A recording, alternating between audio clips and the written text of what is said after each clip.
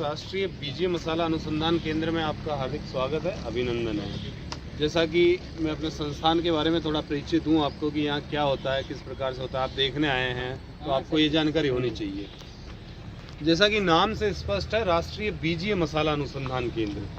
मसाले बहुत सारे हैं और हिंदुस्तान को मसालों का कटोरा कहा जाता है, लेकिन वे सारे हमारे क्षेत्राधिकार के अंतर्गत नहीं आते हैं। वे मसाले जो पेड़ पर ना उगकर पौधों पे उगते हों और जिनका बीज मसालों के रूप में प्रयुक्त होता हो, वे ही बीजीय मसाले कहलाते हैं। उदाहरण स्वरूप जीरा, मेथी, धनिया, कलौंजी, अजवाइन, तिल, सेलेरी, करावे, अनाइस इत्यादि बीजीय मसाला फसलें हमारे यहाँ प्रमुखता से लगाई जाती है और उन पर अनुसंधान का कार्य किया जाता है। बात आती है अनुसंधान की, तो किस प्रकार के अनुसंधान? उसके अंतर्गत नवीन किस्मों का विकास करना, उनमें आ रहे रोग, कीट, व्याधियों का निवारण करना और एक उचित किस्म का चुनाव कर और विकसित करना और एक उच्च स्तरीय कृषि तकनीक को विकसित करना और किसान को समर्पित करना ही हमारा प्रमुख लक्ष्य और उद्देश्य है। अब बात आती है कि ये सब क्यों करते हैं, तो इसके लिए ये आवश्यकता हमें क्यों पड़ी है कि ऐसी उन्नत किस्में विकसित की जाए जिसमें विटामिन्स हो, उनमें मिनरल्स हो, उनके अंदर पोटेशियम की मात्रा हो, या उनमें शरीर को जो भी चाहिए वे सब पोषक तत्व उनके अंदर मौजूद हों। इसलिए इन किस्मों का विकास करना या इनके उच्च स्तरीय किस्मों का विकास करना हमारी आवश्यकता है। तो सबसे पहले हमने पोषण वाटिका जो यहाँ लगा रखी है, इस पर आप एक नज़र डालिए कि ये इसमें हमने कुछ बहुवर्षीय पौधे लगा रखे हैं, कुछ एक वर्षीय पौधे हैं, कुछ मौसमी घटक हैं। जैसे जैसे अलग अलग हमने देखी, बहुवर्षीय घटक के अंदर जैतून है, करौंदा है, करी पत्ता है, बेल है, अंजीर है, बेर है, इमली, नींबू, अनार, आंवला, लहसुआ, गंवार पाठा, इन सब चीज़ों के अंदर ये इतनी मात्रा पाई जाती है, विटामिन की हो या कैल्शियम्स की हो, ये चीज़ें हमारे शरीर को आवश्यक है, ज़रूरत है। अब इनके साथ हम किन चीज़ों की पैदावार ले सकते हैं, वो इसके अंदर जैसे आप देखिए बैंगन है, टमाटर है, मिर्च है, भिंडी है, गंवार फली है, या अन्य बीजीय मसाला फसलें जो कम ऊंचाई की हो, जैसे मेथी हो गई, जैसे आपका धनिया है या कलौंजी है, ये अजवाइन है। कम ऊंचाई वाली फसलें जैसे सौंफ को छोड़ दीजिए या सोवा दिल को छोड़ दीजिए, ये फसलें आप इनके साथ पैदावारी में ले सकते हैं। तो ये आपके घर परिवार के लिए या अपनी आवश्यकता पूर्ति करने के लिए आप ये लगा सकते हैं पोषण वाटिका। और आइए आगे बात।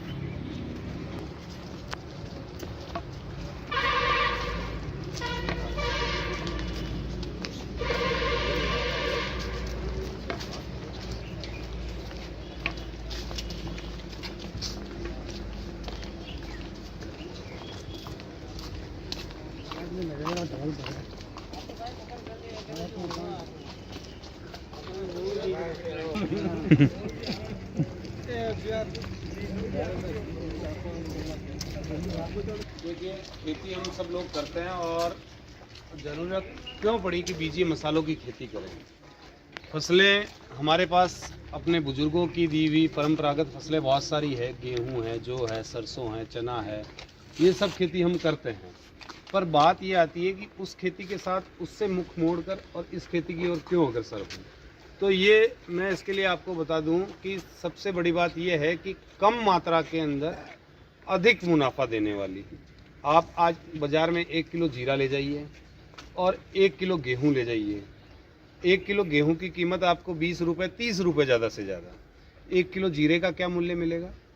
लगभग 200 रुपये किलो, 250 पकड़ लीजिए, मैं तो कम से कम बताया है। तो ये फसलें जो है, बीजीय मसाला फसलें जो है, वे सारी नकदी फसलें हैं, कम मात्रा में अधिक उत्पादन और अधिक मुनाफा लेने वाली। मतलब ये बीजीय मसाला फसलें किसान का उत्थान करने वाली है। आप उनसे इनकी तुलना करिए, इनमें कम खाद, कम पानी और कम जगह में ज़्यादा अधिक आय देने वाली बीजीय मसाला फसलें हैं। अब बीजीय मसाला फसलों को आप चाहें तो सतही सिंचाई प्रणाली के माध्यम से भी कर सकते हैं और बूंद बूंद ड्रिप इरिगेशन के माध्यम से भी कर सकते हैं। तो ड्रिप इरिगेशन से करने का मतलब ये है कि किसान अमूमन क्या करता है कि छिटकवा विधि से खेती करते हैं। आप लोग छिटकवा विधि से खेती ना करके लाइन सोइंग यानी पंक्ति में बुआई करें। पंक्ति से बुआई करने का ये तात्पर्य अर्थ आपको होगा कि इसमें बूंद बूंद सिंचाई आप लगा सकते हैं। दूसरा, बूंद बूंद सिंचाई से भी फायदा अपने को ये है कि एक तो पानी कम जाएगा, पानी कम के साथ साथ आपके जो उर्वरक हैं वो भी आप पूरे खेत में छिटकवा विधि से डालते हैं। इसमें पानी के साथ आप घुलनशील उर्वरक दे सकते हैं, और घुलनशील उर्वरक भी देने के साथ साथ आप श्रम शक्ति को बचा सकते हैं। जहाँ 2 व्यक्तियों की जरूरत है, आवश्यकता है, वहाँ 1 व्यक्ति अकेला पूरे काम को कर सकता है। बूंद में जहाँ बूंद गिरी है वहीं पेड़ ग्रो होगा या वहीं खरपतवार निकलेगा। आपको सारे खेत में निराई गुड़ाई करने की आवश्यकता नहीं है। तो आप इस सिंचाई प्रणाली को अपना सकते हैं, और इस सिंचाई प्रणाली के माध्यम से आप अपनी आजीविका को या अपनी आमदनी को बढ़ा सकते हैं। और इसी प्रकार घुलनशील उर्वरक बाजार में, जैसे आप डीएपी और यूरिया के पीछे है, उसी प्रकार बहुत सारे घुलनशील उर्वरक है जो बाजार में आसानी से मिल जाते हैं।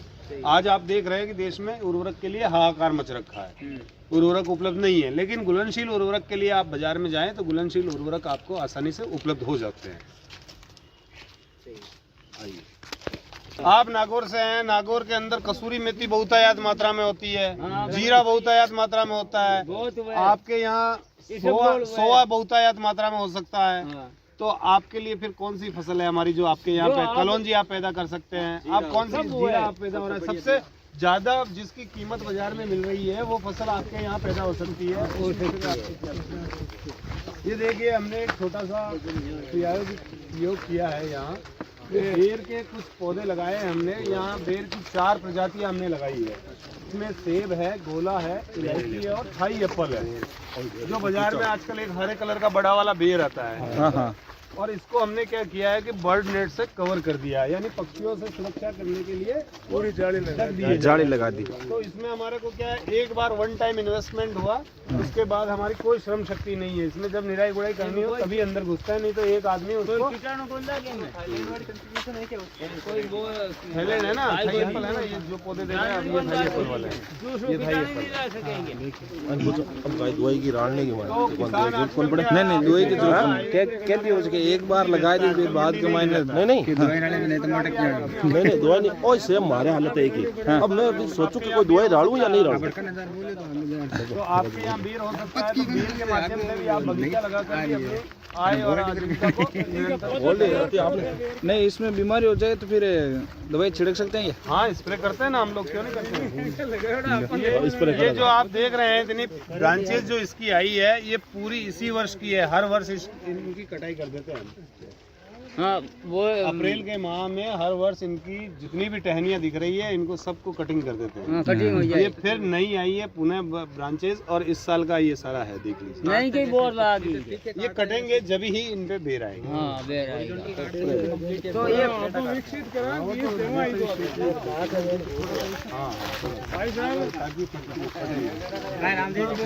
बेर को बीज देवो आप के विकसित करो, पौधा देवो।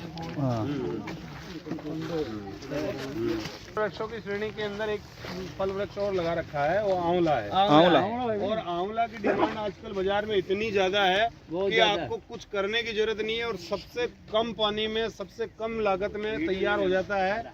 और यहाँ अपने जहाँ खेत में लगा वहीं से तोड़ के ले जाता है। बस एक बार आपको संपर्क हुआ, अगले साल आपको ग्राहक ढूंढने की आवश्यकता नहीं पड़ती है, और कुछ करने की आवश्यकता नहीं है। आंवला है सर? ये आंवला नहीं है। हाँ, यही तो मैं पीछे देख रहा हूँ। जामुन ये जामुन है, और आंवला तो उधर है। आंवला पे लंबा लंबा पेड़ है नहीं।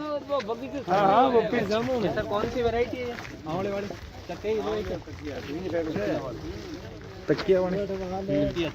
चकिया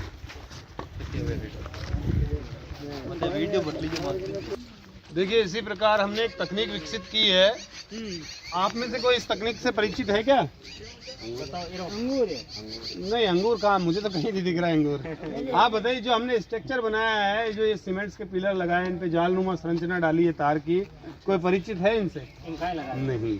देखिए, जैसा कि भारत सरकार का उद्देश्य है कि आने वाले कुछ वर्षों में किसान की आय को दोगुना किया जाए, तो दोगुना किस प्रकार किया जाए उसके लिए संस्थान निरंतर प्रयासरत है। और संस्थान के वैज्ञानिकों द्वारा जो ये तकनीक तैयार की गई है, इसे बावर सिस्टम या 2 टियर सिस्टम कहते हैं। जैसा कि आज मैं आपको बता दूं कि आप आज सब्जी लेने जाते हो सब्जी वाले के पास, तो आपको सब्जी वाला धनिए की 4 पत्ती उसके साथ ही डाल के दे देता है। लेकिन मैं पूछता हूँ, क्या गर्मी के दिनों में ये संभव हो पाता है? धनिया देता है क्या सब्जी वाला? नहीं। उसका एक कारण है कि किसान के लिए परिस्थितियां अनुकूल नहीं होती है धनिया की पैदावार के लिए, हरी पत्ती के लिए। उसमें क्या होता है कि लगभग राजस्थान, मध्य प्रदेश और गुजरात तीनों ही प्रदेश ऐसे हैं कि जहाँ गर्मी के दिनों में औसत तापमान 45 से लेकर 50 डिग्री के आसपास पहुँच जाता है। वो है। तो जैसा कि आपने मेरे सामने जो तकनीक देख रहे हैं आप, जो इसे बावर सिस्टम या 2 टियर सिस्टम कहते हैं। बावर सिस्टम के अंतर्गत क्या होता है कि जहां आप सीमेंट्स के पिलर लगे देख रहे हैं वहां एक बेड बनानी होती है, मैं थोड़ी उठी हुई बेड बनाए, उसके ऊपर आप मार्च या अप्रैल के अंतर्गत बेल वाली फसलों की, सब्जियों की बेल वाली फसलों का चुनाव करें। इसमें लौकी है, तोरई है, करेला है, इनको लगा दें मार्च और अप्रैल में।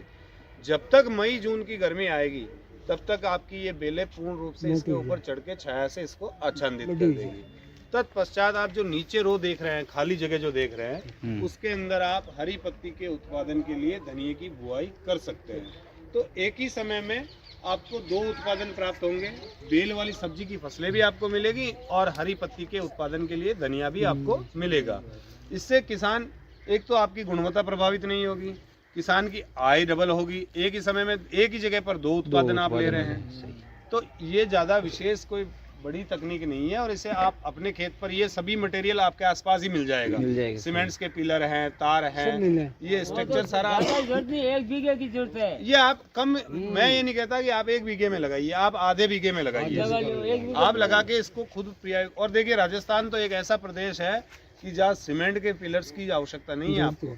जूली फ्लोरा, जिसे हम बम्बूल, अंग्रेजी बम्बूल जो कहते हैं, बहुतायत मात्रा में है और उसके डंठल आप काट के भी लगाएं और उसके ऊपर भी तार बांध के ये करना चाहें तो आप ये कर सकते हैं। तो इससे अपनी, एक तो धनिया के भाव आपको 250-300 रुपए किलो के वो मिले, दूसरा आपको लौकी, तोरई या करेला जो भी आपने लगाया है बेल वाली सब्जी की फसलें, गर्मी में सभी सब्जी महंगी हो जाएगी, तो आपको डबल इनकम उससे प्राप्त हो सकती है। इसे आप ड्रिप इरिगेशन के माध्यम से कर सकते हैं, यानी बूंद बूंद सिंचाई के माध्यम से भी कर सकते हैं, या सतही सिंचाई प्रणाली के माध्यम से भी कर सकते हैं। ये बूंद बूंद हो जाए।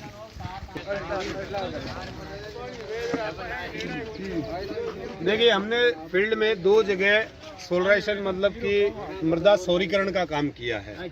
मृदा सौरीकरण के अंतर्गत जैसा कि आप पॉलीथीन बिछी देख रहे हैं, उसके अंतर्गत हमने क्या किया है कि खाली खेत की जुताई करके, सूखे समय में जुताई करने के पश्चात उसमें अच्छे से सिंचाई कर दी है और सिंचाई करने के बाद प्लास्टिक से उसको ढक दिया है। लगभग 25 से 30 दिनों के लिए उसको ढककर हमने छोड़ दिया है। उसका ये कारण है कि छोड़ने से उसके अंदर भूमि में जो भी हमारे खरपतवार के जो बीज हैं वो सारे वीड खत्म हो जाएंगे, तो आपको निराई गुड़ाई में आराम मिल जाएगा, बहुत कमी आएगी। उसके अंदर आपको निराई गुड़ाई, तो वीड नहीं ग्रो होंगे, और वीड ग्रो नहीं होंगे तो आपकी फसल निश्चित ही एक अच्छी, हेल्दी और स्वस्थ फसल आपकी रहेगी। तो ये तो था इसका। दूसरा हमने देखो जीरे के लिए भी जैसे ट्रीटमेंट कर रखे हैं। अपने जीरे में भी बहुत रोग आते हैं, जैसे उपटा आता है, उपटा रोग आता है, वो तो बात की बात है। जैसे काले की, आप ब्लाइट के लिए बोल रहे हैं, ब्लाइट तो बात का रोग है, लेकिन शुरुआत में जो विल्ट आती है, शुरुआत में पौधा मर जाता है, उसके लिए भी हमने ये दूसरा जो है उसके लिए किया है। तो इस प्रकार किसान पॉलीथीन लगाकर भी ये भी कर सकता है। इसमें कोई विशेष कुछ तकनीक की आवश्यकता नहीं है और ना ही किसी केमिकल्स की आवश्यकता पड़ती है। तो उगटा में सर ये ट्राइकोडर्मा फार्मा लेना चाहिए तो? हाँ, वो हमारे यहाँ संस्थान में आप ट्राइकोडर्मा ले सकते हैं। अजमेर ट्राइकोडर्मा के नाम से यहाँ मिल जाएगा। हमारी जैव नियंत्रण प्रयोगशाला है उसके अंतर्गत, और भी दूसरे जैव उत्पाद हैं, वो सारे हमारे यहाँ प्रयोगशाला में मिल जाएगा। एक बात और कि जैसे आप अगर बीजीय मसालों की खेती करना चाहें तो सभी प्रकार की बीजीय मसाला फसलों के बीज आप हमारे यहाँ सितंबर में आकर ले जा सकते हैं। और अगर यहाँ नहीं आ सकते हैं तो आजकल सबकी जेब में एंड्रॉयड मोबाइल है, तो आप SBI के योनो ऐप के माध्यम से भी घर बैठे हमारे यहाँ से बीज मंगवा सकते हैं, बीजीय मसाला फसलों के। तो अभी GC4 वैरायटी उपलब्ध थोड़ी आपके यहाँ GC4 उपलब्ध है और आप उसके लिए बात कर लीजिए, स्टोर इंचार्ज आपको बता देंगे। और जो भी आपको बीज मसाला से संबंधित जो भी बीज चाहिए आप घर बैठे मंगवा सकते हैं। SBI के योनो ऐप के माध्यम से आपको घर बैठे बीज उपलब्ध हो जाएगा। सही। ये सब्जी के सारे बीज मिलते हैं? नहीं, हमारे यहाँ पास सब्जियों के बीज नहीं है। सब्जियों के बीज अपने आप नजदीकी कृषि विज्ञान केंद्र से, वहाँ से मसाला में जैसे धनिया देखिए, मसाले में मैंने यहाँ आपको बताया है कि हमारे पास सारी बीजी मसाला फसलों के बीज हैं। उसके अंतर्गत धनिया है। धनिया की हमारे यहाँ 3 प्रजातियाँ हैं। आप हरा धनिया अगर बुआई करना चाहते हैं तो उसके लिए अजमेर हरा धनिया 1, ये दोनों सीजन में आप लगा सकते हैं। जैसे आप सर्दी में भी लगा सकते हैं और गर्मी में भी लगा सकते हैं, उसको दोनों सीजन में लगा सकते हैं। इसी प्रकार बीज हेतु आप अजमेर धनिया 1 लगाइए, अजमेर धनिया 2 लगाइए, ये सारी रबी सीजन की फसलें हैं। दूसरी बात, अजवाइन और धनिया 2 ही ऐसी फसलें हैं जो खरीफ और रबी दोनों में उगाई जा सकती है। इसी प्रकार अजवाइन की 3 वैरायटी हमारे यहाँ रिलीज की गई है। अजमेर अजवाइन 1 है, अजमेर अजवाइन 2 है, अजमेर अजवाइन 93 है। सौंफ की 2 प्रजातियाँ हमारे यहाँ से विकसित की गई है, अजमेर सौंफ 1, अजमेर सौंफ 2। कलौंजी की 2 प्रजातियाँ हमारे यहाँ से विकसित की गई है, अजमेर कलौंजी 1 और अजमेर कलौंजी 20।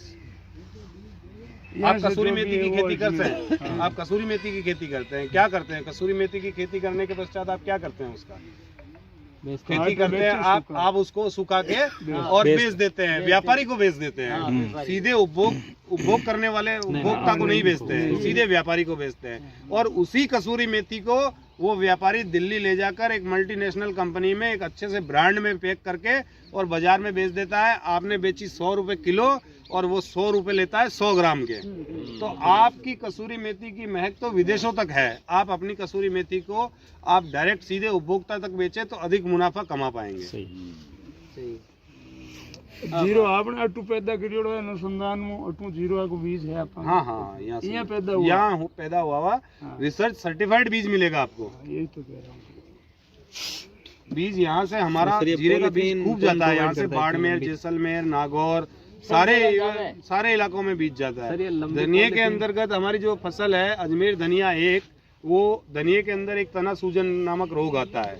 वो फसल जो हमारी जो है धनिया की, उसके अंदर जो अजमेर धनिया 1 वैरायटी जो है वो प्रजाति उस रोग के प्रति रोग रोधी किस्म है। उस रोग उस रोग किस्म के अंदर नहीं आता है, नहीं आवे वो रोग जो ना आवे। आइए, और आपका दिन शुभ रहे, सफल रहे, मंगल में रहे। इसी आकांक्षाओं और धन्यवाद, बहुत बहुत धन्यवाद।